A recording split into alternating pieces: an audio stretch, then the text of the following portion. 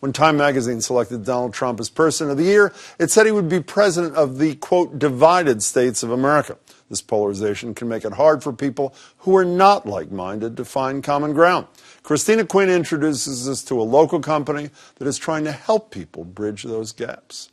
They're bringing drugs, they're bringing crime, they're rapists. You could put half of Trump supporters into what I call the basket of deplorables. Insults hurled across every platform and just straight-up hatred characterized the entire presidential election. And by the time it was all over, regardless of who you voted for, many of us felt drained, divided, and alienated.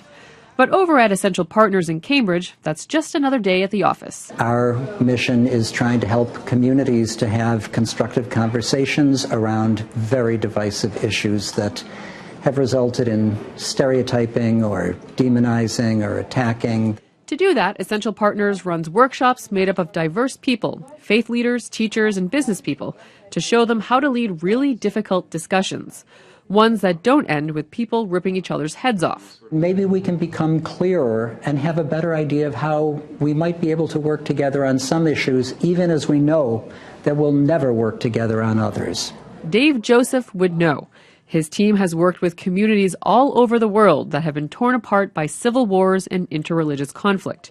Since the election, though, they have found themselves busier than usual stateside. Many of us are suddenly seeing ourselves as living in bubbles, bubbles of like-minded people. As someone who specializes in global trade and development, Mill Niepold knows something about different points of view.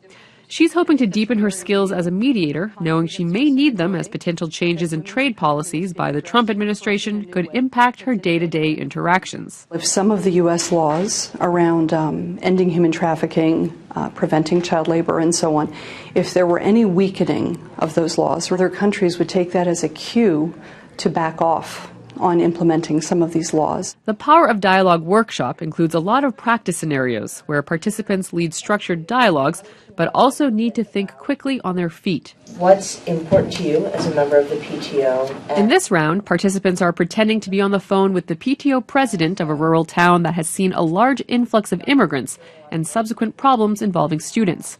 Having trained people and facilitated conversations himself over the last 30 years, Dave Joseph knows that it's not about persuading the other side to agree with you. If we can really be listening more deeply to each other, we can engage in real democracy, principled advocacy.